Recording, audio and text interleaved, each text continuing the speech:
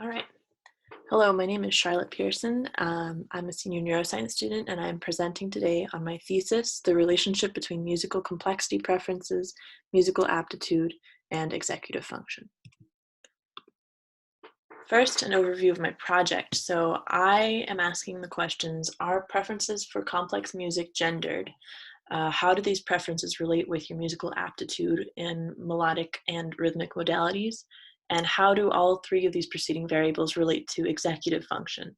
Executive function is your prefrontal abilities of attention, working memory, and decision making, and others. So, a review of the literature that informs my work. The musical complexity aspect is informed by Google Turk's 2019 study, Decomposing Musical Complexity Preferences. Um, Complexity is defined in her paper as unpredictable numbers of events and frequencies. Unpredictable number and frequency of musical events. So this means, are there multiple layers of harmony? Are there multiple instruments? Are there multiple melodies? How complex are these melodies? And how layered is the syncopation in a song? Google Turk and a preceding paper by Renfro classified 23 different songs in order of increasing complexity, and in my study, I'm using the same ranking.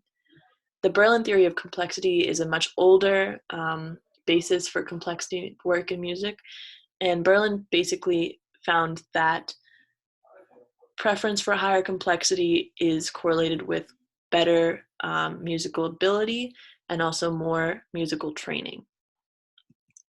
So in Google Turk's study, one of the main findings was that among male participants, a greater proportion preferred high complexity music compared to a lower proportion. She didn't specify the thresholds for this complexity, but it is obvious and apparent that the men prefer more complex music among themselves, women prefer less complex music among themselves.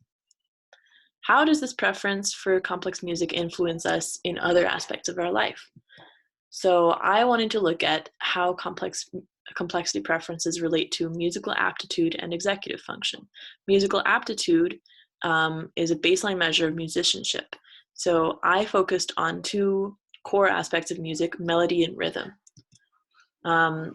In terms of executive function, there is strong evidence of musical training conferring an advantage in executive function. Previous studies have looked at inhibitory control and auditory working memory and found that your working memory is significantly improved by applied musical training. This is often in young children, but even in older adults, musical training does improve different executive function modalities. Specific to my study, I was looking at rhythm entrainment. So this is tapping to a beat. And previous studies have implicated rhythm entrainment in better inhibitory control, which is its type of attention. And then melodic recognition. So when I present a melody to you and then change a couple notes, are you able to recognize those differences? And I wanted to see whether this measure of musical ability relates with auditory working memory, because once again, previous research has shown that trained musicians are better able to recall short passages of music or short auditorily presented pieces of information.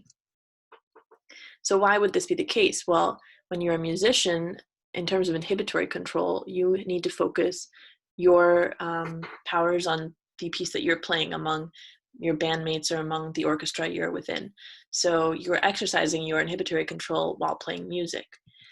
And in terms of working memory, this is also related to music, but in this case, I'm giving an example of getting a number from your cute waiter. Are you able to remember this number within a short span of time? So that would be you exercising your working memory. So to measure attention, which is one of my tasks, I use the attention network task, which is an offset of the flanker task for attention. What I did was I presented our participants with arrows pointing in different directions or in the same direction and asked them to indicate whether the arrows pointed right or left. So you are focused on the middle arrow, and if it's pointed right, you click on like the L on your keyboard. If it's pointed left, you click on the A. We are measuring both reaction time and accuracy here. So here are the gaps in our knowledge that I was trying to fill with my study.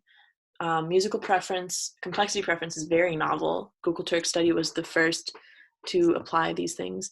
So I wanted to know whether these complexity preferences relate to aptitude, executive function, and then also study entrainment and rhythmicity among non-musicians.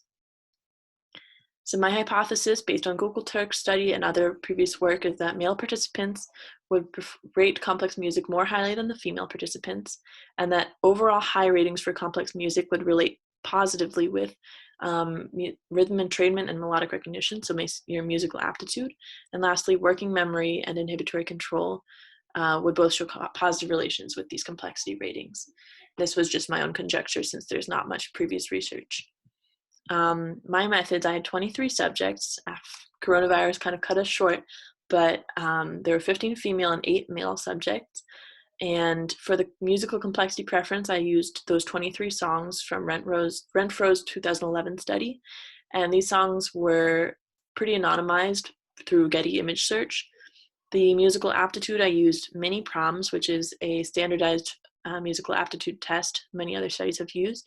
And that was for melody. For rhythm, we created our own rhythm entrainment task where you had to tap to a beat and we measured your variance from that beat. Executive function, I used backwards digit span test for working memory and attentional network task for selective attention. I've already explained the attentional network task, but backwards digit span, basically you are read aloud a string of numbers from the computer and you're presented those numbers visually, and then you have to type the number sequence backwards back into the computer, and it gets more and more difficult with more correct answers. So these are my results. After our 23 participants, we found that there were some significant results, but mostly insignificance. So in terms of rhythm, tapping variance, tapping variance is an indicator of less rhythmic control. So if you have a larger tapping variance in milliseconds, that means you are less accurate and less on beat. So here we saw a pretty strong relationship between higher complexity preferences and less tapping variance. So that means that better rhythmic control is related to more complex music preference.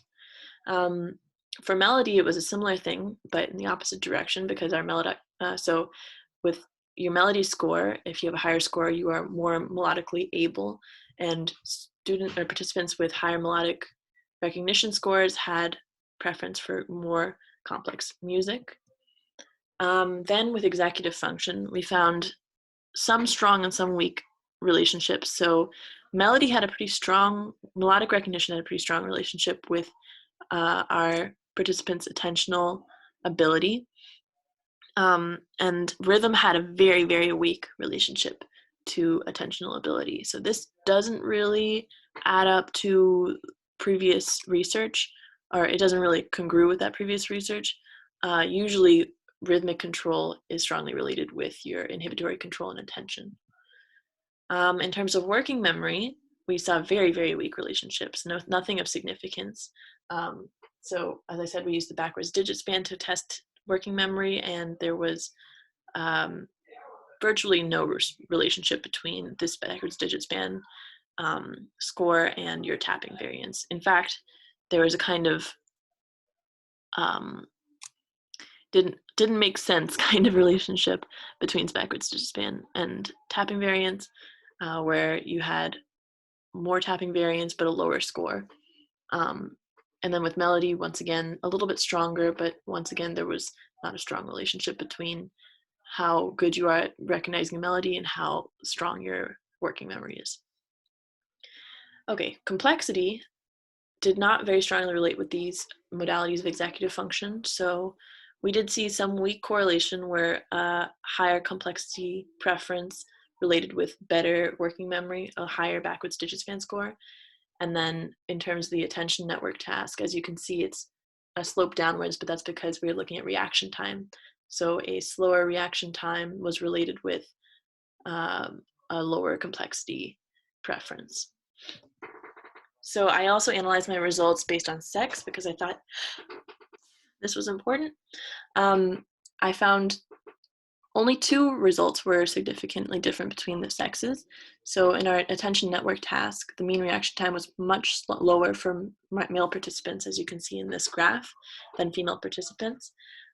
This is not backed up by previous research. Previous research has found that there's no difference in reaction time. So this could be related to the unique participants we had, and it could also be related to the very small sample size.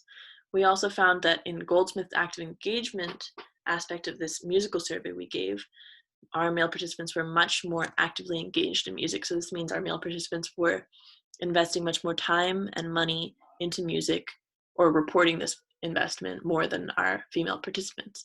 However, Google Turks claimed that male participants would prefer more complex music, was not backed up by our research. We also did not find any sex difference in working memory capacity, in melodic ability, or in rhythmic ability.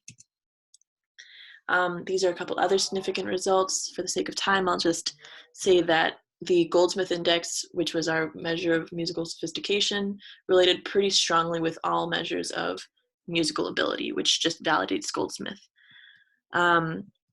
And this is a summary of what I've just told you, but basically our results lead to the conclusion that there are strong direct correlations between rhythmic ability, melodic ability, and high complexity preferences. So when you prefer complex music or listen to a lot of complex music, you have greater rhythmic ability and greater melodic ability according to this data. This is not a bidirectional study, so I can't really say with certainty that it's from listening to complex music that you have better ability, or if it goes the other way. With rhythm, there was less variance in finger tapping relating to a higher preference for music. With melody, there was no sex difference, but there were higher scores for participants with musical training, which is pretty intuitive and is validated once again by Zentner's work in 2017. So each of these results was supported by a paper that I was citing in my literature review. For working memory, there were very weak relations with both rhythmic and melodic ability and with complexity preference. So this was pretty insignificant. And then for attention, we found that males had a shorter reaction time. This was kind of novel because previous research on the attention network task doesn't show any difference between male and female participants. So here's a summary once again of what I've said. And in terms of future directions, I would like to discern whether the complexity preferences are leading to better rhythmic ability and melodic ability, or if it goes the other way around.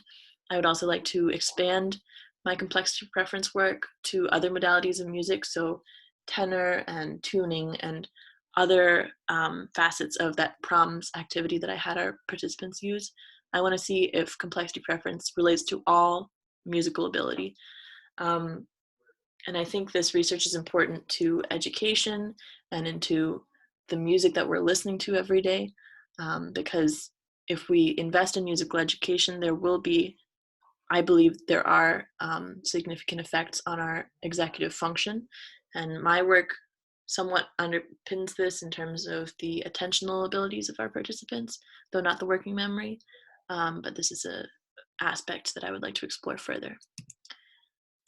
So yeah, here are some of the future directions I was speaking on. And here are my references. Thank you and goodbye.